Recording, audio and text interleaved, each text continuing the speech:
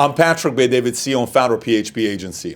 You may recognize me from a video that went viral on Facebook titled The Life of an Entrepreneur in 90 Seconds, where we received roughly 22 million views in 30 days, or maybe some of the interviews I've done of several successful entrepreneurs. But today I'm going to be addressing one question that I get asked quite often is, Patrick, how did you make your money and what industry are you in? So just think about it today as if me being an attorney, and I'm going to make a case to you of three different things. Why you ought to consider entrepreneurship, why the financial industry, and why PHP Agency. That'll be the main purpose of this video. Before getting into any specifics, I want to share with you my personal story on how I got involved in the financial industry and becoming an entrepreneur. So I was born and raised in Iran. I lived in a Christian family living in Iran for 10 years. We escaped on June 15th, 1989. We went to Germany at a refugee camp for a couple of years, and then from there we came to the States. I lived in Glendale, California, went to high school in Glendale, California. Right after high school, I joined the Army. I was in the U.S. Army for a few years at the 101st Airborne Division Air Assault, had a great time in the military. Got out of the military. I wanted to be a bodybuilder. That was my dream. I wanted to be the Middle Eastern version of Arnold Schwarzenegger, so I started working at Bally Total Fitness. And at Bally's, I learned very quickly that the people who make the most money in America are not necessarily the ones that have, college degrees or master's degrees. It's the people that are generally involved in sales. And here's how I figured this out. While working at Bally's, a lot of people would come and want to buy memberships. And I knew I was going to be in sales, and everybody kept telling me you want to consider entrepreneurship, but I didn't know which industry. So I would ask, so what do you do yourself before selling them the membership? I'm an engineer. How about yourself? I'm this, I'm that. And I would ask them, what do you like about becoming an engineer? What did it take to become an engineer? I went to school for 8 years. What does it cost for 8 years? Roughly $200,000. What does an engineer make after 10 years? $120,000. What are the benefits? What are the downfalls? I would ask, how about yourself, real estate? How long have you been in real estate? 10 years. What do you like about real estate? You can make a lot of money. What do you not like about real estate? For every 10 years in real estate, you have a divorce. For every 90 days in real estate, you lose a month of your life. Stress is very high. On Sundays where everybody wants to have fun with the family, we show homes on Sundays, et cetera, et cetera. So if you want to be single, you may want to consider. If not, it may be a rough industry in your personal life. How about you? So I started asking everybody. And eventually I met a gentleman who introduced me to somebody in Newport Beach who owned his own yacht company. I'll never forget when I went to this meeting. We're in Newport Beach, Balboa Club, beautiful place. We're on his yacht.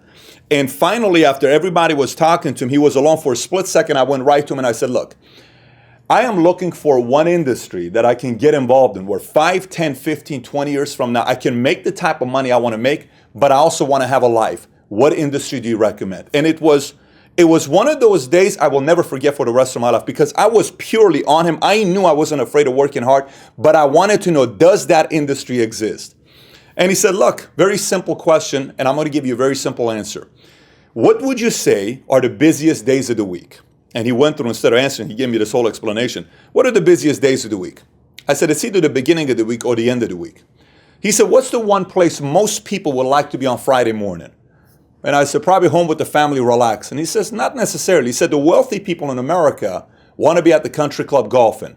And look, I come from the Middle East. I said, when's the last time you saw Middle Eastern golf? And obviously I was kidding with him, but he said, look, it doesn't matter. 20 to 30% of people who golf on Friday morning are in the insurance and the financial industry. I said, why is that? He says, because they get involved in this industry for 5, 10, 15, 20 years. Eventually, every time the client pays for their insurance policy, their investments, their mutual fund, whatever it is, it accumulates and they start making 5, 10, 15, 20, 30, 40, 50, some even $100,000 per month based on their book of business, and they're able to go out there and enjoy a game of golf. I said, but why the financial industry? I don't really understand. He says, well, let me explain it in a completely different way to you. He says, do you like sports? I said, yes, I do like sports. He said, what would you say are the richest sports in America? Now, I grew up playing baseball and I grew up playing basketball, so I said baseball or basketball. He said, baseball and basketball are the poor man's sport. I said, why is that? He said, because you can always tell what television programming is tailored to the wealthy or the poor based on the type of companies advertised during commercial breaks. And I said, and? He said, what kind of companies advertise during baseball and basketball games? I said, I don't know. He said, beer, soft drinks, fast food, and coffee. He says, you know why? I said, why? He said, that's what poor people buy. And I was absolutely offended because I said, look, what do you mean by that? That's exactly what I buy. He says, that's my point. They know you're their market, so they're advertising to you. Never, ever did I look at television programming the same way again because I started realizing this TV show is tailored to the poor. This TV show is tailored to middle America. This one's for the wealthy. He said, the richest sports in America are golf and tennis. Here's why. Do you know what kind of companies advertise during golf and tennis tournaments? I said, what type? He said, Voya, Allianz, Hartford, Allstate, Prudential, Chase, Pacific Life. He went on and on and on. He says, do you know why? I said, why? He said, the wealthy understand how money works and the rest don't. Before it's too late, learn how money works. So I left Bally's. And I left Bally's and I started working for a company called Morgan Stanley Dean Witter. Literally where I'm standing right now doing this video, we're in Glendale, California. 2 stories below where I'm standing at, on the 9th floor, is where I started with Morgan Stanley Dean Witter in Glendale a day before 9/11, exactly a day before 9/11, 2001. So day 1, everything is good. Day 2, 9/11 happens. And eventually I went and got my training at Mark Hopkins Hotel in San Francisco, had a great time. I fell in love with the financial industry for a couple of reasons. My parents, they went through a divorce, and one of the main reasons was over finances. And I saw so much of that happening, and my father having a heart attack over financial stress. And I said, I just don't want to see this happen to my family. I'd rather have my family, if they're going to pass away, I want it to be because of a natural cause, not because stress caused by finances. We can fix that. So I wanted to learn this. There was a lot of pain with what I experienced as a child in money. So I said, I'm going to learn how this works, and I'm going to teach my family. So I stuck with the industry. But while I'm with Morgan Stanley Dean Witter, I go to my first account I was helping. I was a gentleman that owned his own Windows company. I'll never forget. He was worth probably in the 10 to 15 million range at the time, and I wanted him as a client. And I sat with him and I said, hey, Aaron, I would like to earn your business. He says, what do you mean? I said, here's my business card. I'm now working with Morgan Stanley Dean Witter. And he all of a sudden had a smirk on his face. I says, why are you smiling? I'm here to earn your business. He says, son, why don't you grab a seat? He was in his 50s, extremely sharp, knew what he was talking about, and I really looked up to him, but I wanted his business. He says, Patrick, do you ever plan on being wealthy? I said, of course I plan on being wealthy. He says, let me restate the question. Have you positioned yourself in a way to have a shot at becoming wealthy? I said, I think I am. I'm working with one of the top 4 financial firms in the world. I have my Series 7. I'm on top of the world. Great company, great opportunity, great job. This is great stuff that's happened to me. So the answer is yes. He says, let me explain something to you I learned 35 years ago in Manhattan, New York. I said, what's that? He said, rule number 1 of wealth. Never, ever work for an established company that's been around for 30 plus years. You don't want to do that. I said, why? He says, you don't want to work for a sexy established company. He says, you want to go to a company that's only been around for 5, 10, 15 years and help that company become established and sexy. And then you'll become wealthy as long as you own a piece of that company or you're one of the voice. And I said, this makes a whole lot of sense. I left Morgan Stanley. I went to another firm, part of the Transamerica Group, had a great time over there, learned a ton, a lot of great experiences. And in October of 2009, decided to start our own firm called PHP Agency, where we started with 66 agents, and now we have roughly over 2,000 agents in 30-some states. And this happened a 5.5, 6-year period. And we've been all over many different publications, and we write more insurance today on the Equity Index Universal Life with AIG than any other company 4 years in a row. So we've grown to a whole different level. But that's what happened to me with the business. And throughout this entire time, you name a place in the world, I've probably pretty much traveled to: Croatia, Dubrovnik, Santorini, Athens, Macedonia, Venice, Italy, Guatemala, Jalisco, Nayarit, Puerto Vallarta, Kona, Kauai, Maui, St. Martin, Caribbean, Bahamas, Cayman Island, Portugal, Spain, NASCAR races, Disney World, Kentucky Derby, Super Bowl, Pebble Beach, Dubai, Tuscany, Paris, all over, because of this industry. This industry took me all over the place due to this industry. And I meet a lot of people that have worked for a company for 10, 20, 30 years, and I don't hear a lot of those stories. So I'm going to make the case why you ought to consider getting involved in this industry. Now you know my story, but first, before you get into that, let's talk about what it really costs to live today. What does cost of living really look like today? See, let's look at some numbers here. Back in 1980, look at these numbers here. An average stamp, you bought a stamp, it was 15 cents. That same stamp today in 2014 is 49 cents. That's an increase of 204%. If you look at 6 eggs, back in 1980 was 48 cents, half a dozen. Today it's $2. That's an increase of 316%. If you look at bacon, a pound of bacon in 1980 was $1.20. Today, a pound of bacon is $6.11. That's 409%. That kind of makes you think about back in the 80s, we should have bought some pigs and kept it. We would have become pretty wealthy there. 1980s, the average house was worth $62,900. Today, $281,000. That's 340% increase, 346 to be exact. The average income in 1980, $17,710. Today, 53,891. That's an increase of 204%. What does this tell you? Life is getting very expensive. And a lot of things with our income is the fact that it's not keeping up with cost of living. Maybe our income's only increased by 204%, but to buy a house is increased by 340%. How do we keep up with that? Right? And then I hear a lot of people nowadays say, well, yeah, I make a six-figure income. I make a six-figure income. I make a six-figure income. So I said, well, six-figure income was a very big deal in the 80s when you made it. Because in 1980, if you made six figures, you were somebody. Today, if you make six figures, everyone's doing it today. There's a lot of people doing it today. So let's compare 1980 to 2014 for six figures. We already know that in 1980, the average income was $17,710, and today in 2014 is $53,891, which is an increase of 204%. Okay, so now six figures in 1980 was a big deal. So what does six figures mean in 2014 if we increase it by 204%? Well, that number is $304,000. That means what it meant to make six figures in 1980 means $304,000 today. So that question then becomes, well, how many people are actually making six figures nowadays? Here's roughly what the numbers are looking like. 1 in every 5 person you meet makes six figures. 1 in every 50 makes $250,000 a year income. 1 in every 1,000 household is making $1 million a year income. You know what surprised me about the last number? Most people think it's a lot more, meaning 1 in 100,000 make $1 million a year. There's a lot of people in America that are making $1 million a year income. So why is it so important to position yourself today in a way where you actually have the opportunity to make a $304,000 a year income? Here's why. Studies have shown to raise a kid, to raise one child from 0 to 18 costs roughly $245,000. 2 children is $490,000. 3 is roughly $736,000. Every time I see a family with 3 kids, I say that family must be a millionaire to be able to afford to have 3 kids because it's that expensive to raise kids nowadays. So Patrick, which industries can I get involved in where I can actually have an opportunity to make a $300,000 a year income? Well, typically you're looking at 3 industries. One of them is a computer industry. You'll need to go to school for 8 years to become an engineer. It may cost you $120,000 to $200,000 and 8 years of schooling. That may be one way. The other way is the medical industry. We're very familiar with that. To become a doctor, anywhere between 8 to 12 years. That could cost you $200,000 to $300,000 of schooling, of doing that, and you're taking 8 to 12 years before you can start actually making real decent type of money. And the third one is the financial industry. Now, within the financial industry, obviously you have different sectors, whether it's real estate, whether it's the stock market, whether it's insurance, regardless. Your investment's roughly going to be between $300 to $2,000 to $3,000 on licensing to get involved in the financial industry. The question you need to ask yourself is, which one can you do today? Do you want to go to school for 4 to 8 years? Do you want to go to school for 8 to 12 years? Or do you want to go get your license in the next 2 weeks to 6 weeks and get your business going? My option, the one I chose, was the third one. And here's why. The reality of it is we have 3 different alternatives. 1 is go back to school.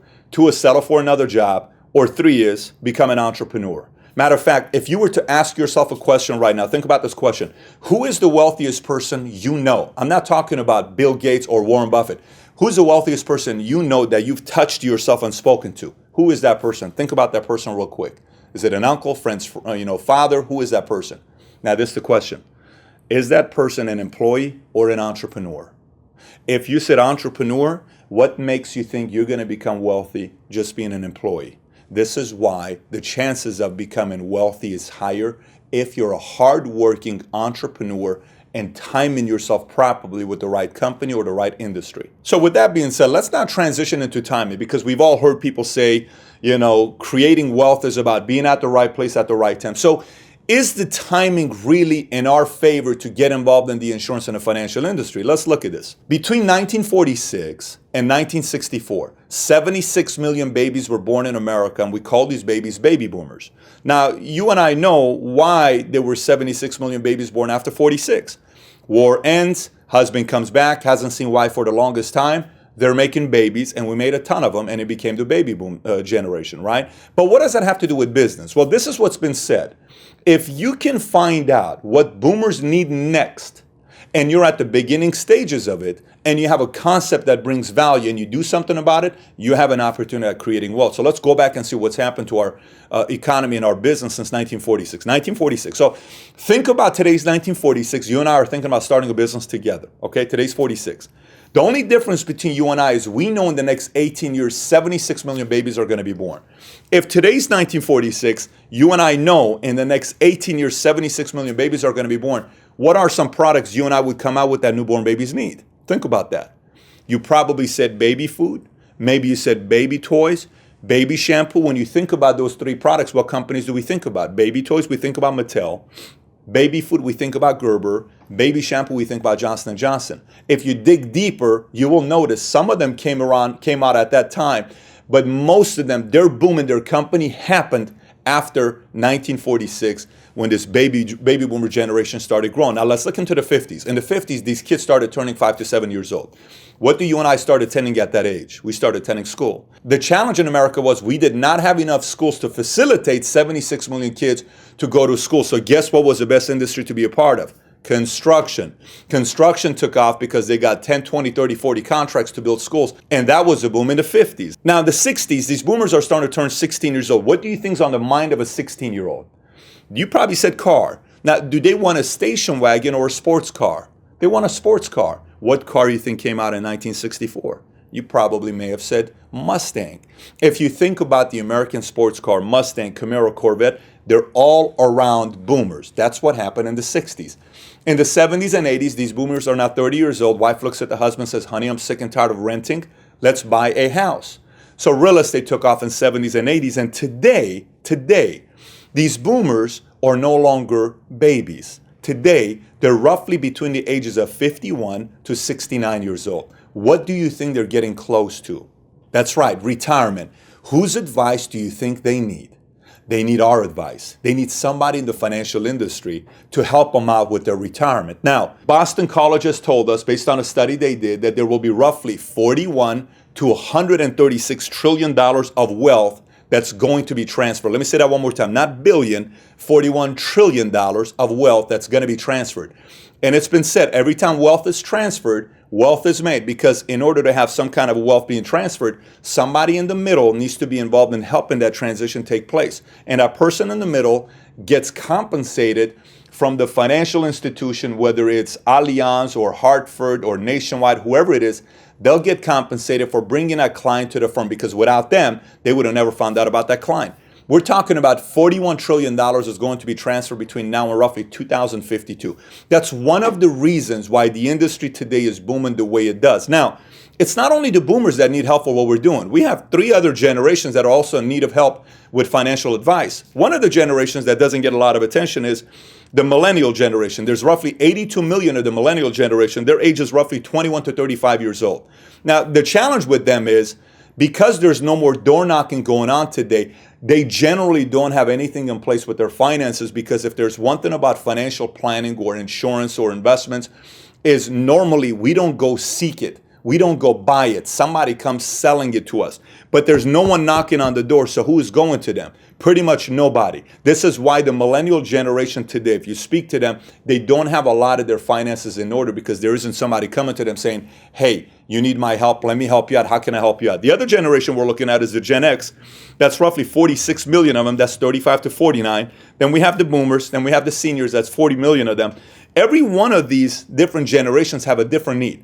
Some may be just getting married and they need an insurance policy because they just had a child. Some of them need to have some money on the side to prepare for buying a house. Some of them, they want a retirement product. Some of them want final expense for their elderly parents, because they don't want something to happen to their elderly parents and they don't know how to pay for the $25,000 of burial and final expense. Some of them are so heavy in the market and they're boomers and they're concerned about what's going to happen if we have another 2008 and the market tanks 38%. But regardless, each of them has a need that needs to be filled. So that's roughly 200 million people in America that need our help. And it's not going to happen with the amount of agents we have in America, because these are what numbers are looking like today with the number of agents we have in the insurance industry. Let's take a look at this next chart on what it looked like in 1970 with the number of agents we had against our population and what happened in 2013.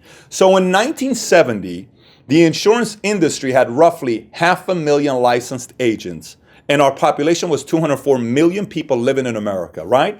Now, when you look at that number, the population in 2013 is roughly 316 million people. So you say, well, we went from 204 million people living in America to 316 million. So how many more licensed agents do we have? Did we go from 500,000 to 600 to 800 to a million? Well, the reality is today we have 149,000 licensed agents according to Limbra study that was done. So that means we went from 500 to 149. Where is the problem here? Here's the challenge. 149,000 cannot service 316 million people. If you remember studying supply and demand, this is what supply and demand told us. When supply is high, demand is low, supply is going to drop. When demand is high, supply is low, supply is going to catch up. Today, the demand for what we do is very high. 41% of Americans have no life insurance. It's the highest we've ever had ever in America. The demand of agents is low. This is why you're starting to see bigger competitors that we have. MetLife, New York Life, they are recruiting agents today like never before because everyone knows what's going on in America today with the amount of demand that there is for insurance agents. So the only reason I show this illustration to you, this is not necessarily for everybody. This is purely for some of you that are watching. Maybe you played sports before, you're competitive, you used to be a real estate broker, you've made 7 figures before, you made $500,000 before, and you know in this business you have one of 3 choices. You can either be a part-time agent. There are many people today in America that are part-time real estate agents, part-time insurance agents. Why? Because primary income is not cutting it anymore. You saw the numbers earlier. People need a secondary income to make $2,000, $3,000, $4,000 a month to supplement their income. Your choice is one there. Second choice you have is to become a producer. Just like in real estate, there's a real estate agent that's selling homes. In insurance, you can become an agent and you service families and you help them out. But you're mainly doing production. You can make 40, 50, 60, 100, 200, 300, 400, $500,000 a year just selling insurance and annuities. But then you have the broker. The broker is somebody that would look at this and say, listen, what if I decide to expand? What if I decide to open up new territories? What if I go into a new marketplace? We have more people today moving to new cities and new states than we've ever had in the history of the company.